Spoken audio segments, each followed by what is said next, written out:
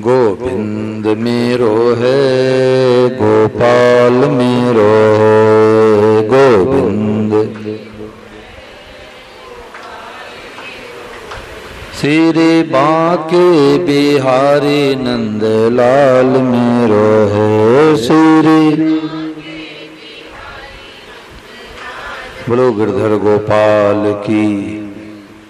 अब सब लोग सीधे बैठे, आंख खोल करके बैठे, नहीं तो सुबह सुबह के समय में नींद आती है। राम राम राम राम राम राम राम राम राम।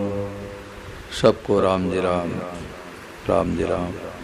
भगवते नमः, भगवते नमः, भगवते नमः। देखो, जो प्रातःकालीन सत्र में आते हैं वो बहुत भाग्यशाली है। वो जो छोटी सी बालिका आई है, ये लगन है, अगर लगन नहीं हो तो उठाने पर नहीं उठेगी। लगन है तभी आई है, हैं? हाँ। और मैंने देखा कि नींद भी नहीं आ रही। छोटी सी बालिका है, रुचि है, लगन है। छोटे बच्चों में संस्कार ज्यादा पड़ता है, बड़ों में उतना नहीं पड़ता। तो आज महाराज जी ने हम लोगों को एमए पास कर दिया। पवन जी एमए पास कर दिया। एक ने कही दूजे ने मानी, गोरख कहे दोनों ज्ञानी। अब हम यहाँ पर आए पहले दिन तो किसी ने कहा कि हरि गुप्ता जी आए थे, बोले महाराज फाजिल्का आ गए। तो हमने कई बोर्ड में भी नहीं पढ़ा, मान लिया कि फाजिल्का आ गए। तो सुकृति करने मात्र से कल्याण हो जाए, नई खोज है ये। कर्म योग, ज्ञान योग, भक्ति योग, ये तीन मुख्य मार्ग है। तो कर्म योग में क्या है कि सेवा करके बदले मत चाहो। तो आप घर गृहस्थ में कर्मयोगी बन गए। लोग सोचते हैं कि अपना व्यापार करो, धंधा करो, काम करो, नौकरी करो, यही कर्म पूजा है। ये कर्म पूजा नहीं है। निष्काम भाव से करो, दुनिया के हित के लिए करो, भगवान का काम मान के करो, तो बदले में कुछ मत चाहो तो आप कर्मयोगी हो गए। माँ की सेवा कर दो, पिता की सेवा कर दो, बेटा बेटी की सेवा कर दो, पत्नी की सेवा कर दो, पति की सेवा कर दो। बदले में मत चाहो कि हमारी भी ये सेवा करेंगे, बेटा बड़ा हो जाएगा तुम्हारी सेवा करेगा। कर भी सकता है, नहीं भी कर सकता है। तो जग की सेवा खोज अपनी, मैं कौन हूँ? क्या हाड़ मांस का पुतला मैं हूँ? क्या ये शरीर मैं हूँ? अगर ये शरीर मैं हूँ तो इस जन्म के पहले मैं कहाँ था? कौन सा हमारा मकान दुकान था? तो अपने को जानना ज्ञान मार्ग है, अपनी खोज करना ज्ञान मार्ग है। तो जग की सेवा खोज अपनी, प्रीति प्रभु से कीजिए। भगवान अपने हैं, भगवान मीठे लगे, भगवान प्यारे लगे, भगवान अच्छे लगे, भगवान को अपना मानना ही भक्ति मार्ग है। तो जिनके अंदर सेवा की भावना होती है वो कर्म मार्ग के अधिकारी होते हैं। और जिनके अंदर बुद्धि तेज है, विवेक जागृत है, भीतर में वैराग्य है, उनके लिए ज्ञान मार्ग है। खूब तर्क करो, सही मैं क्यों नहीं हूँ, सही मेरा क्यों नहीं है, क्या मैं फाजिल्का का ही रहने वाला हूँ? तो ये है विचार मार्ग। एक सेवा मार्ग, एक विचार मार्ग, और एक है आस्तिक भक्ति का मार्ग। तो भक्ति मार्ग में विश्वास की प्रधानता है। एक ने कही, दूसरे ने तुरंत मान लिया। जैसे हम लोग पहली बार हरिद्वार ऋषिकेश कोई जाते हैं और कहते भाई ये कौन नदी है, बड़ी स्वच्छ नदी है, तो जो जानकार होते हैं वो कहते हैं नदी क्या है, गंगा जी है। ओह गंगा जी है, बोलो गंगा मैया की। अब गंगा मैया से परिचय होने में कितने वर्ष लगे भाई, बोलो? तत्काल किसी की बात मानते ही हमें विश्वास हो गया कि गंगा जी है। तो विश्वास मार्ग जो है इसमें सब चल सकते हैं, ये सुगम पड़ता है, इसमें भगवान का बल मिलता है। इसमें स्वामी महाराज जी ने कहा कि भक्ति मार्ग श्रेष्ठ भी है और सुगम भी है, परंतु यह कठिन इसलिए हो गया कि किसी का कहना नहीं मानते, न संत की कहना मानते हैं न ग्रंथ की कहना मानते हैं। अपनी बुद्धि का ईमान शास्त्रों की बातों को अंतःकरण में टिकने नहीं देता। जैसे ये प्रार्थना हम लोग 5 बजे की करते हैं, तो उस प्रार्थना में ये बोलते हैं कि हे प्रभु, यदि हम सुख चाहें तो हमारे को दुख दे दो, और स्वर्ग चाहें तो हमारे को नरक दे दो। बोलते हैं ना प्रार्थना में, स्वर्ग चाहें तो हमारे को नरक में दे दो, सुख चाहें तो हमारे को दुख दे दो। तो कई लोग घबरा जाते हैं कि सुबह सुबह के समय अगर हम भगवान से कहें कि सुख चाहे तुम्हारे को दुख दे दो और स्वर्ग चाहे तुम्हारे को नरक दे दो, अगर भगवान नरक दे दिए तो कई घबरा जाते हैं। छत्तीसगढ़ में एक पंडित जी बोले, ये प्रार्थना तो साधुओं के लिए, गृहस्थियों के लिए थोड़े है। गृहस्थी के तो बाल बच्चे आगे पीछे हैं, साधु के कोई रोने वाला तो है नहीं, और वो नरक में जावे चाहे स्वर्ग में जावे। हैदराबाद में एक माता जी बोली कि जब आप लोग ये प्रार्थना कराते हो तो मैं उस समय चुप हो जाते हो। ये क्या है? अपनी बुद्धि लगाना है, अपनी बुद्धि लगाना है। आगे क्या लिखा है उधर दृष्टि नहीं गई। आगे लिखा है कि हे प्रभु, आप मुझे मीठे लगो, आप मुझे प्यारे लगो, तो भगवान मीठे लगेंगे, भगवान प्यारे लगेंगे, तो संसार के सुख दुख का क्या अस्तित्व है भाई? एक जगह पंपलेट में समिति वाले 5 बजे की प्रार्थना को 5:15 बजे लिखवा दिए। तो मैंने पूछा भाई आयोजकों से कि ये 5 बजे की प्रार्थना हम लोग नियम से करते हैं, एक आओ चाहे 500 आओ, हमारा नियम है। स्वामी महाराज जी के समय से नियम था ये। तो 5 बजे की प्रार्थना को 5:15 क्यों लिखवाए? तो आयोजकों ने कहा कि महाराज जी जो प्रेस वाला था उसने कहा सवाई ठीक होता है। सवाई मतलब 5:15 ठीक होता है। तो मैंने मन में सोचा कि 5 बजे की ट्रेन है अगर प्रेस वाले की, और स्टेशन 5:15 बजे जावे, ट्रेन मिल जाएगी? अपनी बुद्धि लगा दिया। अपनी बुद्धि का ईमान संतों की, शास्त्रों की बातों को मानने नहीं देता। सबसे बड़ी बाधा यह है। महाराज जी ने कहा कि आप थोड़ी सी हिम्मत करो, थोड़ा सा हाथ ऊंचा कर दो तो माँ उठाने को तैयार है।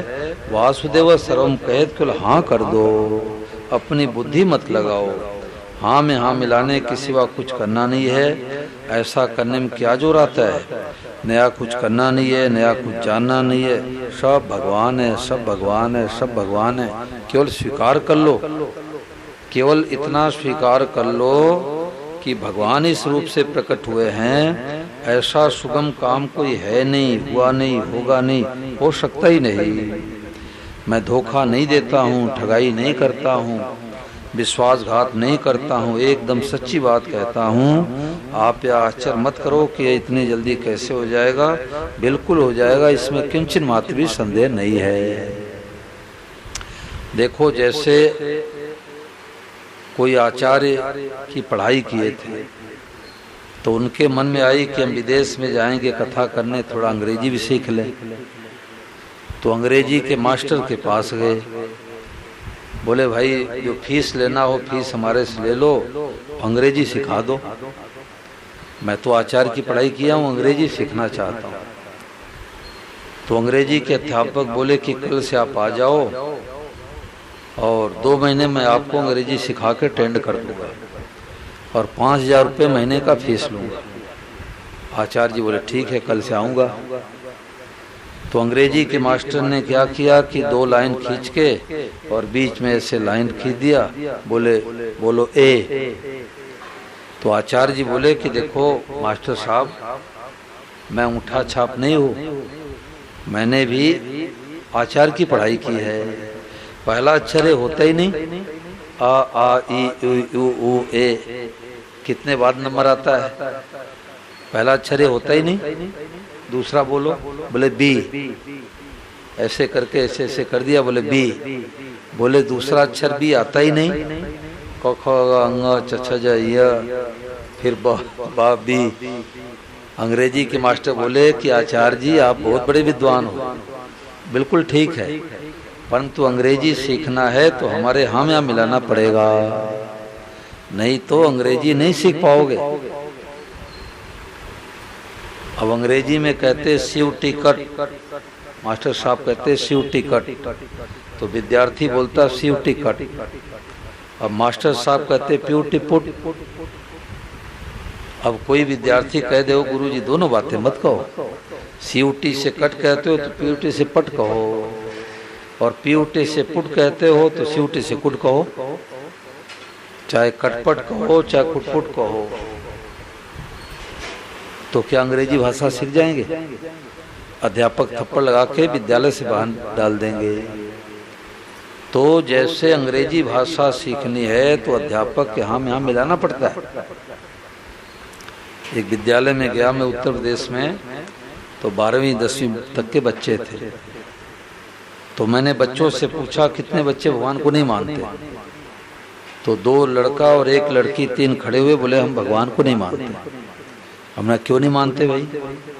बोले भगवान दिखाई देते हैं, भगवान कैसे माने?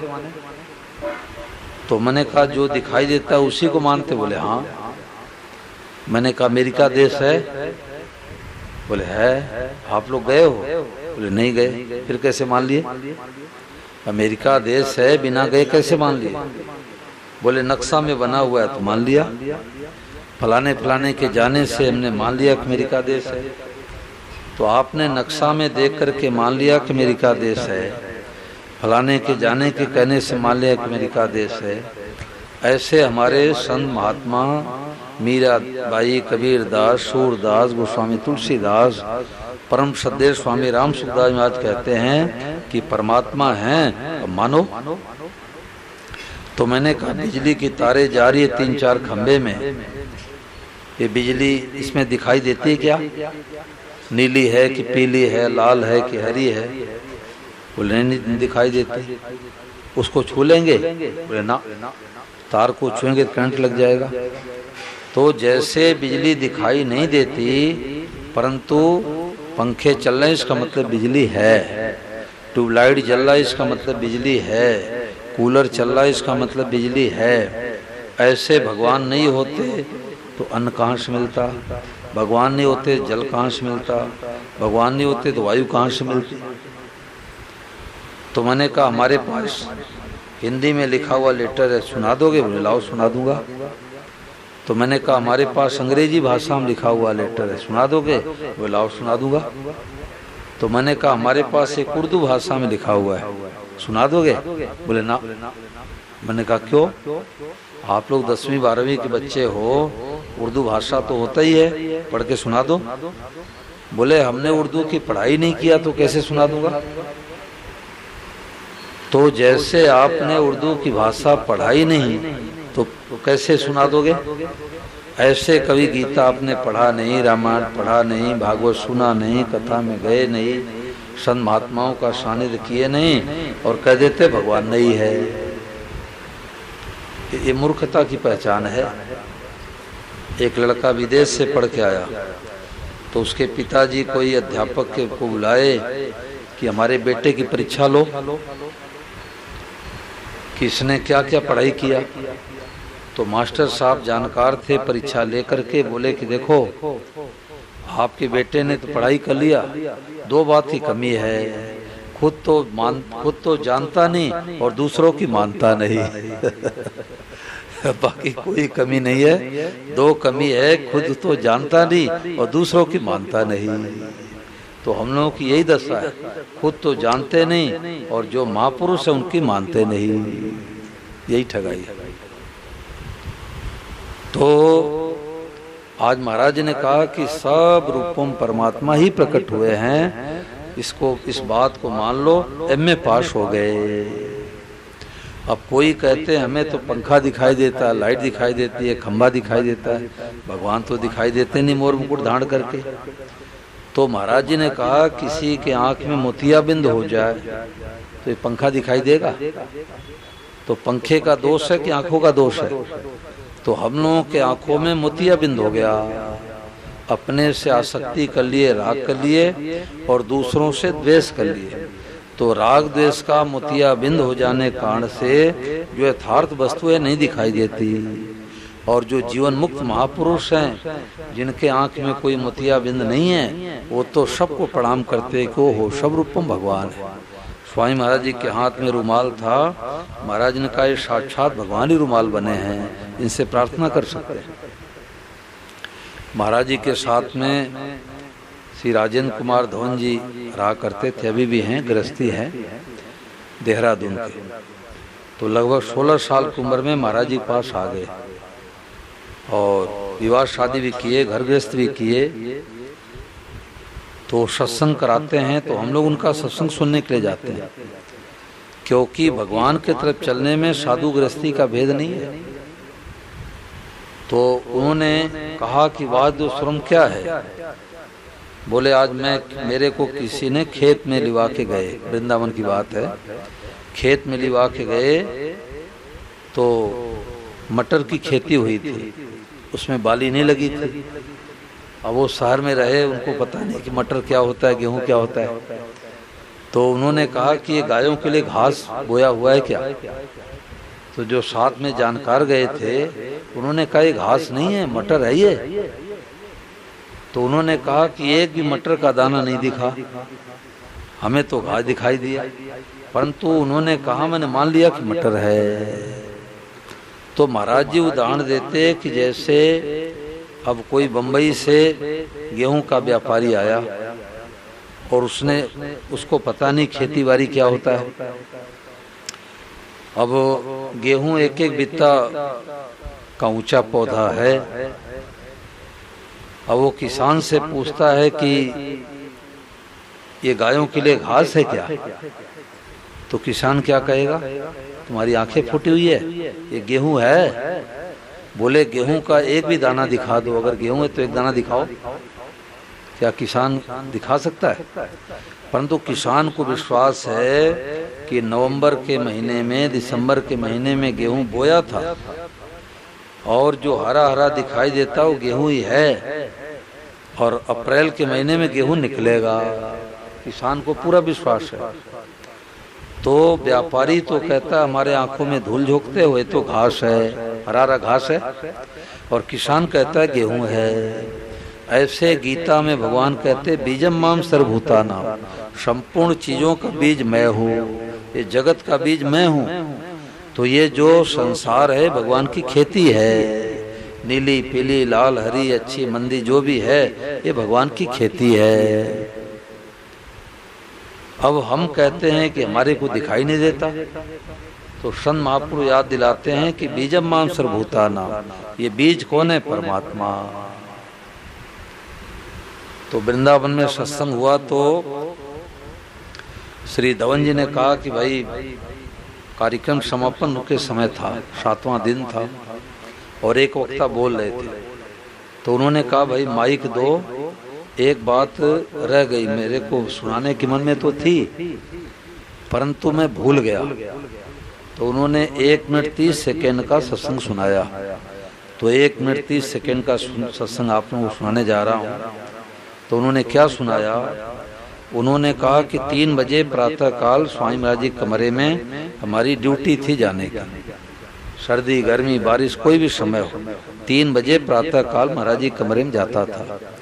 और एक दिन पहले प्रश्न बना लेता था, 5-7 प्रश्न बना लेता था कि आज महाराज जी से ये प्रश्न पूछना, ये प्रश्न पूछना है, और महाराज जी उत्तर देते तो मैं डायरी में लिखता, और उसी से कई पुस्तकें छपी, कई पुस्तकें छप भी रही है।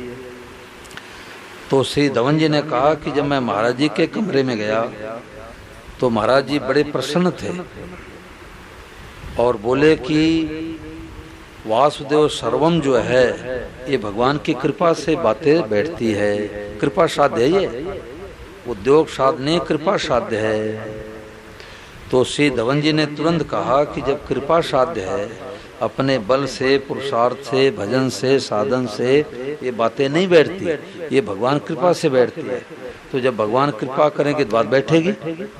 तो स्वामी महाराज ने कहा नहीं, मैंने ये बातें कह दी, तुमने सुन ली, ये कृपा हो गई, अब अलग से कोई कृपा नहीं होगी। तो उन्होंने कहा कि 7 दिन आप लोगों ने सुना है वासुदेव सर्वम कि सब रूपम भगवान हैं, तो कृपा अलग से नहीं होगी, कृपा हो गई। अब देखो 1.5 मिनट का उनका सत्संग है।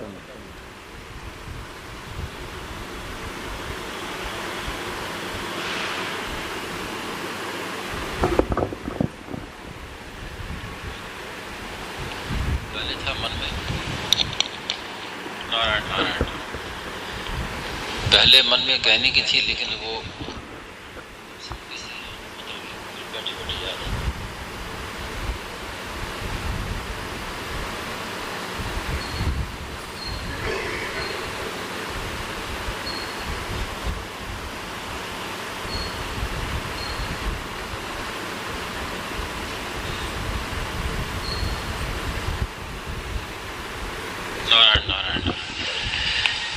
पहले मन में कहने की थी, लेकिन वो स्मृति से उतर गई, फिर बैठे बैठे याद आ गई। एक दिन महाराज जी सुबह वासुदेव सर्वम पर ही चर्चा कर समझा रहे थे, तो कई बातें बताई, समझाई, कई दृष्टांत देके, और बाद में महाराज जी ने कहा कि ये जो वासुदेव सर्वम है ये उद्योग साध्य नहीं है, ये कृपा साध्य है। आप कहो कि हम अपने कोई साधना करेंगे, कुछ करेंगे तो अनुभव हो जाएगा, ये उद्योग साध्य नहीं, कृपा साध्य है। तो मैंने तुरंत कहा कि फिर ये तो कृपा होगी तभी होगा। आपने कहा कि उद्योग साध्य नहीं, कृपा साध्य है, फिर जो कोई आपने अभी बताया है तो कृपा होने पर ही होगा। तो स्वामी तुरंत बोले कि कृपा होगी, अभी जो मैं कह रहा हूं तो ये कृपा ही तो है, तो कृपा तो हो गई। तो यही बात मन में कहने की आई कि आप लोगों ने वासुदेव सर्वम पर सुन लिया तो कृपा हो गई, कोई नई कृपा नहीं होगी, कृपा हो गई। अब इसको आप बस तत्तेनुकंपाम सुसमीक्षमाणः, इस कृपा की ओर देखते रहे, यही कहने का। नारायण नारायण नारायण पूरी बात है। महाराज जी कई बार कहते थे सत्संग,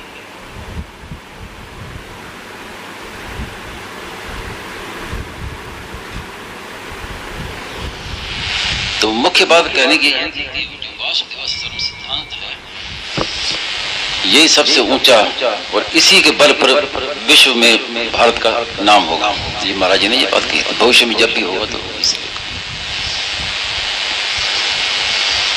अब वासुदेव सर्वम के विषय में बताएं, कल गए थे हम खेत में, विनय जी आए हो क्या? चले गए थे, दिखाई नहीं आई। तो खेत में गए तो एक जगह वो मुझे घास दिखाई दे रही थी, घास। तो उन्होंने कहा कि ये मटर है। कल की बात है। हाँ गुजरात। हाँ तो अब मुझे नहीं पहचाना है, उनको पहचाना है। तो मुझे तो दिख रही थी कि घास है ये सब, तो बोले ये मटर। अब उनसे पूछे कि मटर कहाँ है, एक दाना नहीं दिखाई दे रहा है। लेकिन उन्होंने कहा, मैंने मान लिया, तर्क नहीं किया। नहीं तो कह सकते थे कि कहाँ एक दाना मटर नहीं, मटर कैसे हो, तो घास गायों की खाने की चीज है। तो क्यों मटर है कि पहले भी मटर था और बाद में भी मटर ही इसमें आएगा, इसलिए बीच में भी उसको यही कहते हैं ये मटर है। स्वामी जी ने गेहूं को उदाहरण दिया, घास दिखाई देती है, तो वो जो जानकार है किसान वो कहता है ये गेहूं है, अब गेहूं का एक दाना दिखाई नहीं दे रहा, लेकिन ये गेहूं है। तो ऐसे ही पहले भी परमात्मा थे, सृष्टि के आदि में उन्होंने रचना की, और अंत में भी शिष्य थे, शेष संज्ञा, अंत में भी परमात्मा ही रहेंगे। तो बीच में भी सब कुछ परमात्मा ही है। ये इसका दृष्टांत। आधा बनते जन्नास्ति वर्तमान बीच में। अब इसमें किसी के मन में कोई बात आई तो पूछ लो भाई। 8 दिनों से आप लोग सुन रहे हैं, जो बातें बताई गई, किसी के मन में कोई शंका हो तो पूछ लो। ये मत कहना कि महाराज जी ऐसे कैसे सुना के चले गए। एक पंडित जी थे तो गांव में राम कथा करने के लिए गए, तो गांव के धनी मनी व्यक्ति थे, तो गए तो उनको कुर्सी नहीं मिली बैठने के लिए। तो उन्होंने सोचा मैं तो धनी मनी व्यक्ति हूँ, नीचे दरीब कैसे कथा सुनूं। ये बड़े लोगों की आफत होती है, वो हर जगह नहीं जाते। जहाँ उनको पटका पहनाने को मिले, मान बढ़ाई मिले, माइक पर बोलने को मिले, वही जाते हैं।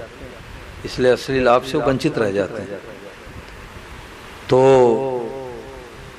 उन्होंने सोचा कोई बात नहीं, सर्दी का दिन है, बगल में तो पंडाल है, माइक का आवाज तो आ ही रहा है, अपने छत पर बैठ जाते हैं। नौकर से सोफा सेट लगवा दिए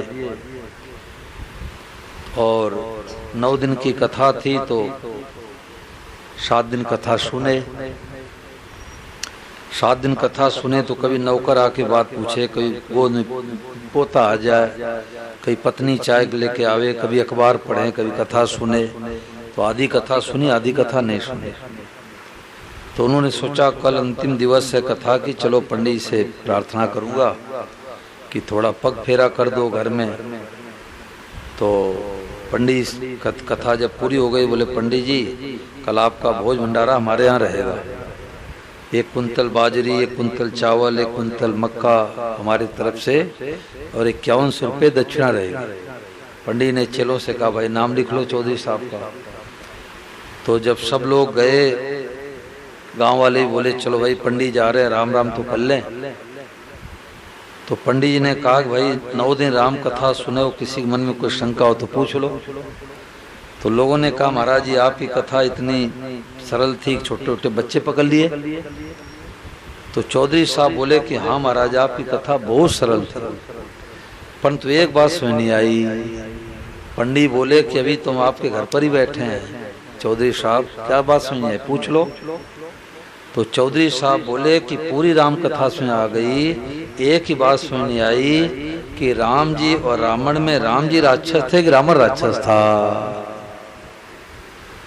राम जी और रावण में राम जी राक्षस थे कि रावण राक्षस था, यही बात सुनी आई, बाकी पूरी कथा सुन आ गई। तो पंडित जी बोले न राम जी राक्षस थे, रावण राक्षस था, एक तू राक्षस है, मैं राक्षस हूँ जो 7 दिन में 9 दिन सुनाता रहा और तुम समझ नहीं पाए। ये बात है। तो कोई बात पूछ लो।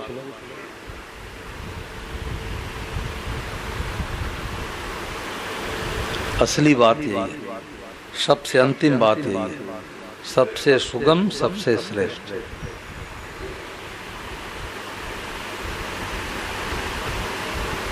बताओ पवन जी कोई बात पूछो।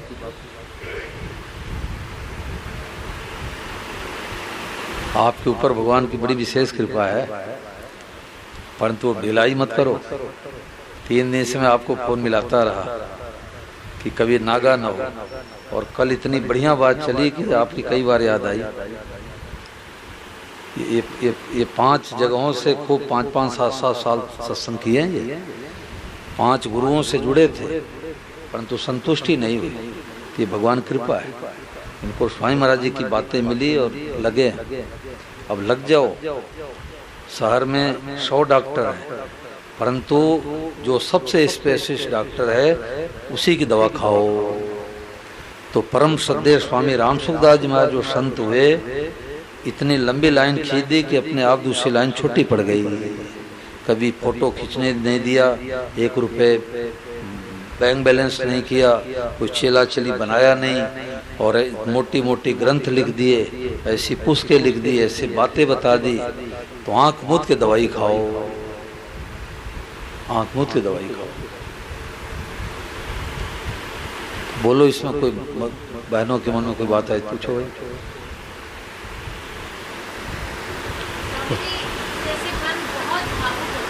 हाँ, मन भावुक होता है तो घाटा क्या है? हाँ, क्या लगेगा कि दुखी होंगे, परंतु जो भाव वाला होता है, जो भावुक होता है, वही भक्ति मार्ग का अधिकारी होता है। जो सरल होते हैं, भावुक होते हैं, कोई बात सुनते हैं तो हृदय में बात बैठ जाती है, आंख में आंसू आ जाते हैं। अच्छा,